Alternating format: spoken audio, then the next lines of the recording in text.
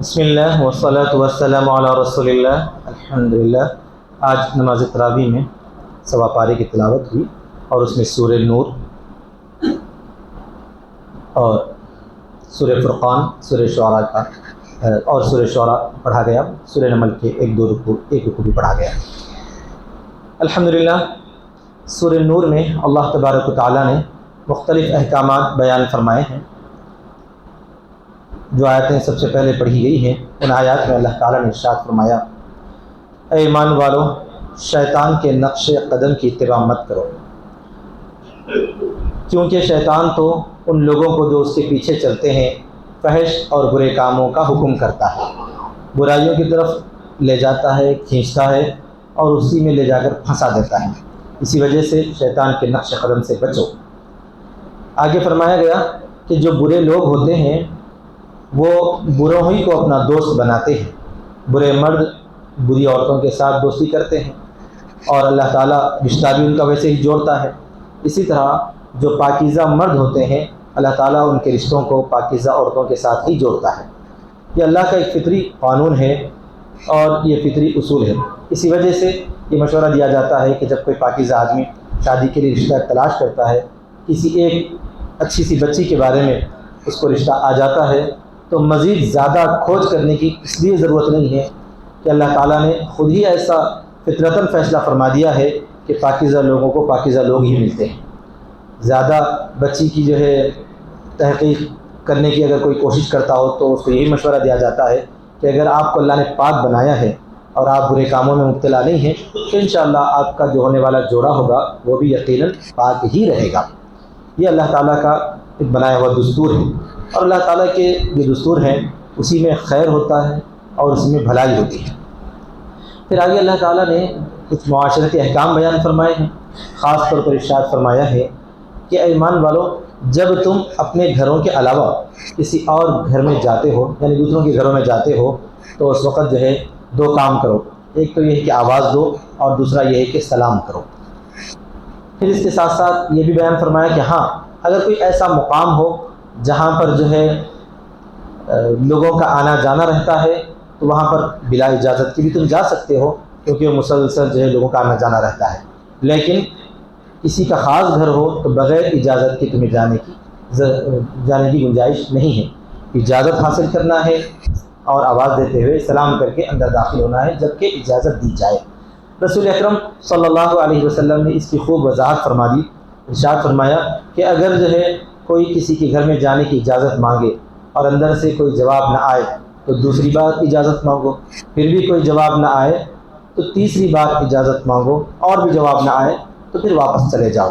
مزید اصرار کرتے رہنا اور انہیں تنگ کرنا مناسب نہیں ہے۔ ہو سکتا ہے کہ وہ آرام کر رہے ہوں، ہو سکتا ہے کہ وہ اس وقت ان سے ملاقات نہ کرنا چاہتے ہوں، کچھ بھی ہو سکتا ہے، لہذا ان کو جو ہے زیادہ ستانے اور پریشان کرنے کی جو ہے ان کو کوئی شریعت میں اجازت نہیں دی گئی ہے۔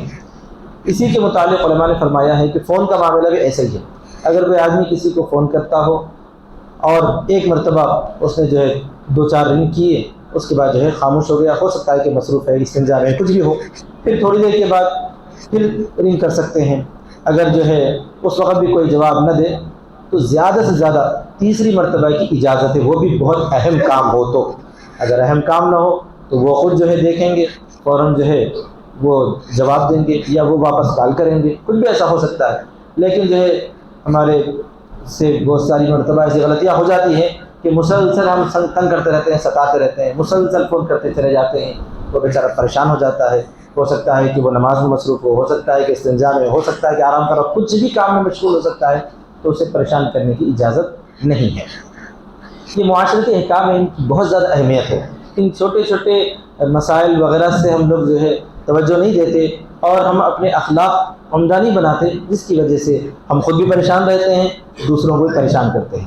شریعت ہمیں بتاتی ہے کہ ایسے کاموں کا خاص طور پر لحاظ رکھنا ضروری ہے کہ ہماری کسی حرکت سے، ہمارے کسی کام سے دوسرے کو تکلیف نہ ہو، کسی بھی انسان کو تکلیف نہ ہو، چاہے مسلمان ہو چاہے غیر مسلم ہو، کسی کو بھی ہمارے کسی کام سے تکلیف نہ ہو، اس کا ہم کو خیال رکھنا چاہیے۔ اسی کے ساتھ ساتھ آگے یہ حکم بھی بیان فرمایا ہے کہ اے نبی صلی اللہ علیہ وسلم، آپ مومن مردوں سے کہہ دیجئے کہ وہ اپنی نگاہیں نیچے رکھیں، اپنی شرمگاہوں کی حفاظت کریں۔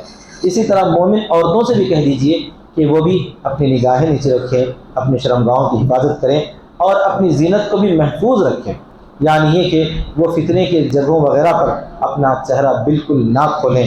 اور اسی طرح جو ہے زینت کا کچھ حصہ ظاہری ہو جائے تو الگ سی بات ہے، مثال کے طور پر جو ہے ہاتھ وغیرہ یا اسی طرح آنکھیں، یہ اگر باہر نکلنے کے بعد ہماری خواتین کھلی رکھنا چاہیں تو اجازت ہے۔ چہرہ کھلا رکھنا نہ رکھنا اس بارے میں قرآن مجید میں تو یہ صراحت ہے کہ وہ اپنے زینت کی حفاظت کریں، اور خاص طور پر جو ہے یہ بھی بیان فرمایا گیا ہے کہ جہاں فتنے کا خوف ہو وہاں پر تو چہرہ عورتوں کو بالکل ہی نہیں کھولنا چاہیے، کیونکہ بہت سارے مرد ایسے ہوتے ہیں جن کی نگاہیں صحیح نہیں ہوتی، وہ بدنگاہی میں مبتلا ہوتے ہیں، لہذا خود ہماری بہنوں کو حفاظت کرنی چاہیے۔ ہاں فتنے کا اندیشہ نہ ہو یا جہاں بہت زیادہ ضرورت ہو تو الگ بات ہے، وہاں پر شریعت میں اجازت کی یہ گنجائش ملتی ہے۔ پھر اللہ تعالیٰ نے آگے بیان فرمایا ہے کہ دیکھو جو تم میں سے بے نکاح لوگ ہیں ان کے نکاح کرا دیا کرو۔ یہ اس لیے ہے کہ شریعت یہ چاہتی ہے، اسلام یہ چاہتا ہے کہ شادی شدہ زندگی ہر کوئی گزارے، ہر ایک جو ہے امن چین اور سکون کے ساتھ رہے، ذہنی اعتبار سے، جسمانی اعتبار سے، معاشرتی اعتبار سے مسلمان بالکل ٹھیک ٹھاک رہیں، اور ان تمام مسائل کا اچھا حل شادی شدہ زندگی گزارنا ہے۔ کوئی آدمی شادی اگر نہیں کرتا تو اس کا ذہن بھی یکسو نہیں رہتا، جسمانی اعتبار سے بھی وہ جو ہے پریشان رہتا ہے، اور بھی جو ہے معاشرتی اعتبار سے بھی اس کے اندر وہ صلاحیت پیدا نہیں ہوتی جو صلاحیت ایک شادی شدہ آدمی کے اندر پیدا ہوتی ہے، کیونکہ وہ جب گھر سنبھالتا ہے اور وہ بچوں کی تربیت کرتا ہے تو اس کے اندر بہت سارے جو ہے جذبات ایسے ہوتے ہیں، غصے کی کمی اس کو ہو جاتی ہے، اور بہت ساری جو کوتاہیاں شادی سے پہلے ہوتی تھی ان تمام کوتاہیوں کے اندر کمی آ جاتی ہے۔ اس لیے شادی شدہ زندگی گزارنے کی ترغیب دی گئی ہے۔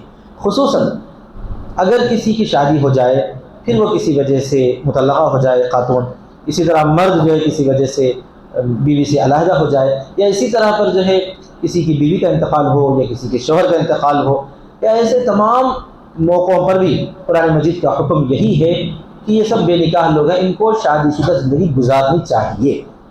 ہمارے ماحول کے اندر بہنوں پر، خواتین پر اتنا زیادہ ظلم ہے کہ اگر جو کوئی بہن ہماری بیوہ ہو جاتی ہے تو وہ بیوگی کے ہی ساتھ بقیہ زندگی گزارنے پر تیار ہو جاتی، آمادہ ہو جاتی ہے۔ اس کی جسمانی جو ضروریات ہیں، جنسی جو ضروریات ہیں، ان سب کی جو ہے موت ہو جاتی ہے۔ یہ اس پر بہت بڑا ظلم ہے۔ یہ یہاں کا غیر مسلم اور ہندوانہ رواج ہے جس میں مسلمان بھی مبتلا ہو چکے ہیں۔ اللہ تبارک و تعالیٰ نے قطعاً اس کی اجازت نہیں دی۔ ارشاد فرمایا کہ جو بے نکاح عورتیں ہیں ان کو شادی کرنے سے اے ولی، یعنی ذمہ دار جنہیں ولی کہا جاتا ہے، ان کو قطعاً روکنے کی اجازت نہیں ہے۔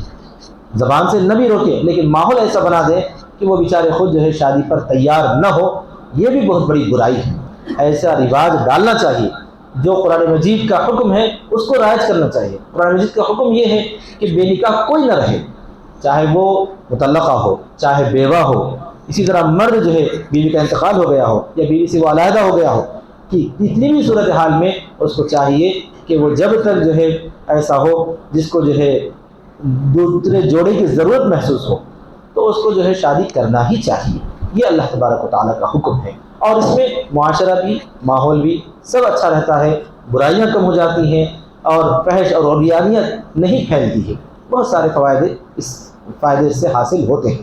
خاص طور پر کوئی بیوہ یا مطلقہ اگر ہماری بہن، بیٹی، کوئی بھی ہماری خاتون ہو، اگر وہ بیوہ رہے تو چونکہ اس کا کوئی سرپرست نہیں رہتا تو کئی لوگوں کی بدنگاہی اس کے پر ہوتی ہے، کئی بھیڑیے للچائی نگاہوں سے اس کو دیکھتے ہیں بلکہ کھلونا بنا لیتے ہیں۔ ایسے بہت سارے واقعات سامنے آئے۔ اگر کوئی ہماری لڑکی جو ہے شادی شدہ زندگی گزار رہی ہو، اگرچہ کہ اس کا شوہر اتنا زیادہ نیک نہ ہو، دیندار نہ ہو، نعوذ باللہ تھوڑا بہت فسق و فجور میں مبتلا ہو، لیکن تب بھی وہ ایک پروٹیکٹر ہوتا ہے، وہ اپنی بیوی کا جو ہے ایسا سرپرست ہوتا ہے کہ اس کی موجودگی کی وجہ سے کوئی بھی جو ہے برا آدمی اس کی بیوی کے اوپر نگاہ نہیں ڈال سکتا اور اس پر جو ہے للچائی ہوئی نگاہوں سے دیکھ نہیں سکتا۔ یہ اللہ تبارک و تعالیٰ نے بنایا ہی ایسا نظام ہے۔ اس نظام کو ٹھکرا کر جو ہے معاشرہ تباہی کی طرف چلا جا رہا ہے۔ آج تو افسوس کی بات ہے کہ بہت سارے نوجوان لڑکے لڑکیاں بھی شادی کی طرف راغب نہیں ہیں، کیونکہ وہ یہ سمجھتے ہیں کہ شادی جو ہے ایک خیر ہے۔ اللہ تعالیٰ نے اسی قید کے اندر راحت رکھا ہے، اسی قید کے اندر فائدہ ہے۔ جب جو ہے بالکل ایک بے لگام گھوڑے کی طرح اگر کوئی ہو جائے تو وہ اس سے معاشرے کو نقصان ہے، شدید نقصان ہے، اس کی ذات کو بھی نقصان ہے، معاشرے کو بھی نقصان ہے۔ اگر اسی کو جو ہے لگام ڈال دیا جائے، اس کو کوئی بندش اور قید کے اندر رکھا جائے تو اسی کے لیے فائدہ ہے۔ اسی وجہ سے شادی شدہ زندگی گزارنا سبھی کے لیے خیر ہے، بہتر ہے، بھلا ہے، شرعی اعتبار سے معاشرے کے لیے بےحد ضروری ہے۔ بہرحال یہی پیغام قرآن مجید ہم سب کو دیتا ہے۔ رسول اکرم صلی اللہ علیہ وسلم نے فرمایا ہے کہ شادی میری سنت ہے، جو میری سنت سے اعراض کرتا ہے اس سے میرا کوئی تعلق نہیں۔ اتنی زیادہ تاکید آپ صلی اللہ علیہ وسلم نے بیان فرمایا۔ ہاں اگر کوئی جو ہے شادی کے بعد حقوق ادا نہ کر سکتا ہو تو اس کے لیے تو جائز نہیں ہے کہ وہ شادی کرے، یعنی کوئی نامرد سمجھے تو شادی نہیں نہ کرے، یا اسی طرح پر کوئی ایسا ہے کہ اس کے پاس ضروریات کی کفالت کا کوئی نظم نہیں ہے، نہ آبائی جائیداد ہے، نہ وہ کچھ کر رہا ہے، وہ خود دوسروں کے بلبوتے پہ پڑا ہوا ہے، تو ایسا آدمی بھی شادی نہ کرے، شادی کر کے اپنی بیوی پر جو ہے بوجھ نہ بن جائے، یہ الگ بات ہے۔ لیکن عام لوگ ایسا نہیں ہوتے، تقریباً 99.99% ایسے لوگ ہوتے ہیں جو کفالت کر سکتے ہیں تو ان کو ضرور شادی کرنا چاہیے۔ بہرحال آگے پھر جو ہے سورہ نور میں اللہ تبارک و تعالیٰ نے اور بھی احکام بیان فرمائے، اسی میں فرمایا ہے کہ اللہ نور السماوات والارض، کہ اللہ تبارک و تعالیٰ آسمان و زمین کا نور ہے۔ مطلب یہ ہے کہ اللہ تعالیٰ خود نور ہیں اور اپنی تعلیمات کے ذریعے، قرآن مجید کے ذریعے نور ہدایت پوری دنیا پر عام کرتا ہے۔ جو کوئی اس نور ہدایت سے مستفید ہوتا ہے، فائدہ اٹھاتا ہے، اس کے لیے خیر ہی خیر ہے اور وہ دنیا اور آخرت میں کامیاب ہوتا ہے۔ آگے پھر سورہ فرقان میں اللہ تبارک و تعالیٰ نے بہت سارے اسلام کے دلائل دیے ہیں اور کافروں کا ایک قول ذکر کیا ہے اور اس کی تردید فرمائی ہے۔ کافر اور مشرک لوگ کہا کرتے تھے نبی صلی اللہ علیہ وسلم کی ذات گرامی کو بتا کر کہ یہ کیسے رسول ہیں جو ہے بازاروں میں پھرتے ہیں، کھانا بھی کھاتے ہیں اور کہتے ہیں کہ میرے پاس وحی آتی ہے اور جو ہے جبرائیل میرے پاس آتے ہیں، اللہ کا پیغام لاتے ہیں۔ ایسا کیسا ہو سکتا ہے کہ انسان ایک بشر رسول کیسے ہو سکتا ہے؟ اللہ تعالیٰ نے جواب میں فرمایا کہ جتنے رسول اللہ تعالیٰ نے بھیجے ہیں وہ سب رسول بھی ایسے ہی تھے، وہ لوگ بھی کھانا کھاتے تھے، بازاروں میں پھرتے تھے، سودا سلف لاتے تھے، اسی طرح محمد صلی اللہ علیہ وسلم بھی ایسے ہی ہیں۔ اللہ تعالیٰ نے کسی فرشتے کو رسول بنا کر مبعوث نہیں فرمایا۔ اگر فرشتے کو رسول بنایا جاتا تو تم لوگ یہ کہتے کہ فرشتے سے ہمارا کوئی تعلق نہیں ہوتا، فرشتے کو ضروریات نہیں ہے، ہم کو تو ضروریات ہے، بیوی بچے ہیں، گھر بار ہے، وغیرہ وغیرہ، ہم کیسے نیک کام کر سکتے ہیں، یا ہم کیسے جو ہے نمازوں کا اہتمام کر سکتے ہیں، فلاں فلاں کام کر سکتے ہیں، یہ تم کو عذر رہتا تھا۔ اسی وجہ سے اللہ تعالیٰ نے تمہیں میں کی ایک عظیم شخصیت کو نبی بنا کر مبعوث فرمایا ہے تاکہ تم جو ہے ان کو دیکھ کر اپنی زندگی کو گزار سکو۔ تو نبی صلی اللہ علیہ وسلم نے اپنی زندگی کس طرح پر گزاری؟ گھریلو زندگی بھی گزاری اور اللہ تبارک و تعالیٰ کی اطاعت اور عبادت میں بھی اپنا وقت گزارا تاکہ تم سب کے لیے نمونہ بن جائے۔ اسی طرح اللہ تعالیٰ نے فرمایا کہ اگر ہم جو ہے فرشتوں کو نازل کرتے یا اسی طرح پر جو ہے خود اللہ تبارک و تعالیٰ اپنا ضرور کوئی بڑا فیصلہ نازل کرتا اور یہ کہتا کہ دیکھیے یہ محمد صلی اللہ علیہ وسلم اللہ کے رسول مان لو، تو تم کو پھر بھی اعتراض رہتا۔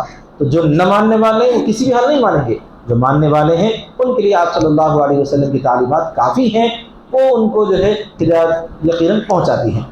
پھر اس کے بعد فرمایا اے لوگو دنیا ہی میں تم اللہ کے رسول صلی اللہ علیہ وسلم کی باتیں مان لو، تسلیم کر لو، ورنہ ایک وقت ایسا آئے گا کہ جو ہے قیامت جب قائم ہوگی اللہ کے رسول صلی اللہ علیہ وسلم اللہ تعالیٰ کے سامنے تمہاری شکایت کریں گے اور یوں کہیں گے کہ اے اللہ یہ جو ہے میری امت کے لوگ قرآن مجید کو پس پشت ڈال دیے تھے، انہوں نے میری باتوں کو نہ مانا تھا، یہ کہہ کر نبی صلی اللہ علیہ وسلم شکایت فرمائیں۔ وہ وقت ایسا ہوگا کہ ہر ایک کو نبی صلی اللہ علیہ وسلم کی شفاعت کی امید ہوگی، ضرورت بھی ہوگی۔ اگر نبی صلی اللہ علیہ وسلم شفاعت کے بجائے شکایت کریں گے اس کے حق میں تو پھر کیا حال ہوگا؟ اسی وجہ سے تم سب کو چاہیے کہ تم اللہ کی بات کو مان لو، تسلیم کر لو، اسی میں تمہارے لیے دنیا اور آخرت کی بھلائی، کامیابی، کامرانی۔ اللہ تعالیٰ نے سورہ فرقان کے اندر عباد الرحمن کا ذکر فرمایا ہے۔ عباد الرحمن کا مطلب یہ ہے کہ اللہ کے نیک بندے، اللہ کے نیک بندے چند کام کرتے ہیں۔ یمشون علی الارض ہونا، زمین پر نرمی کے ساتھ چلتے ہیں، تکبر نہیں کرتے، اور جب جاہل لوگ ان سے لڑ پڑتے ہیں، بحث مباحثہ کرتے ہیں تو یہ لوگ سلامتی کی بات کہہ کر گزر جاتے ہیں۔ اسی طرح پر اللہ کے نیک بندوں کی صفت ہوتی ہے کہ وہ راتوں کو عبادت میں وقت گزارتے ہیں، سجدہ کرتے ہیں، قیام کرتے ہیں اللہ تعالیٰ کے لیے، اور اللہ تبارک و تعالیٰ کے ساتھ کسی اور کو شریک نہیں کرتے، وہ اللہ تعالیٰ کے سامنے دعائیں کرتے رہتے ہیں اور بدکاری نہیں کرتے، اچھے اچھے کام کرتے ہیں۔ ہاں اگر کبھی غلطی ہو جاتی ہے تو فوراً توبہ کر لیتے ہیں اور اچھے کام کرتے ہیں تو اللہ تبارک و تعالیٰ ان کی برائیوں کو نیکیوں سے بدل دیتا ہے۔ اللہ کا کتنا بڑا انعام ہے۔ اور اللہ کے نیک بندے دعائیں بھی کرتے رہتے ہیں اور یوں کہتے ہیں کہ ربنا ھب لنا من ازواجنا وذریاتنا قرۃ اعین، اے پروردگار میرے ازواج اور اولاد کے ذریعے ہم کو جو ہے آنکھوں کی ٹھنڈک بنا دیجیے اور ہم کو متقیوں کا امام بنا دیجیے۔ یعنی گھر کا تو امام مرد رہتا ہی ہے، ایسے ہی گھر والے پورے متقی بن جائیں تو یہ متقیوں کا ایک طرح سے امام بن جاتا ہے۔ ایسے جو ہے اے اللہ ہم کو بنا دیجیے۔ اللہ تعالیٰ ان کی ان دعاؤں کو قبول فرماتا ہے اور ان کو جنت کے بالا خانے عطا فرماتا ہے۔ یہ سب اللہ تعالیٰ نے اس میں بیان فرمایا۔ اس کے بعد پھر سورہ شعراء ہے۔ سورہ شعراء کے اندر اللہ تعالیٰ نے مختلف نبیوں کا ذکر فرمایا ہے، خاص طور پر حضرت موسیٰ علیہ السلام کا ذکر شروع کر کے پھر جو ہے حضرت ابراہیم علیہ السلام کا، نوح علیہ السلام کا، ہود علیہ السلام کا، لوط علیہ السلام کا، شعیب علیہ السلام کا ذکر تفصیل سے آیا۔ اس کے بعد آخر میں اللہ تعالیٰ نے فرمایا کہ جو شاعری کرنے والے لوگ ہوتے ہیں ان میں سے اکثر ایسے لوگ ہوتے ہیں جو بالکل جو ہے گمراہی کی باتیں کرتے رہتے ہیں، لیکن چند لوگ ایسے بھی ہیں شعر و شاعری کے ذریعے اچھا پیغام پہنچانے والے ہوتے ہیں۔ کون لوگ ہوتے ہیں؟ وہ ایمان والے اور اچھے کام کرنے والے ہوتے ہیں۔ تو دو طرح کے لوگ ہیں شاعری کرنے والے۔ زیادہ تر لوگ برائی کی باتیں پھیلانے والے ہوتے ہیں، جیسے گانے بجانے وغیرہ، فحش اور یانیت، آسمان و زمین کے قلابے ملانا اور بالکل جھوٹ اور دھوکہ دہی اس کے اندر پھیلاتے ہیں۔ بہت کم ایسے شعراء ہیں جو اچھی باتیں بھی پیغام کے طور پر دیتے ہیں۔ اسی وجہ سے نبی صلی اللہ علیہ وسلم نے فرمایا کہ ان من الشعر لحکمہ، بعض اشعار حکمت سے پر ہوتے ہیں۔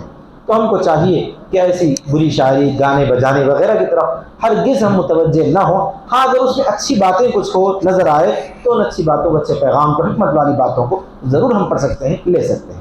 دعا ہے کہ اللہ تبارک و تعالیٰ ہم سب کو عمل کی توفیق عطا فرمائے۔ وآخر دعوانا الحمدللہ رب العالمین۔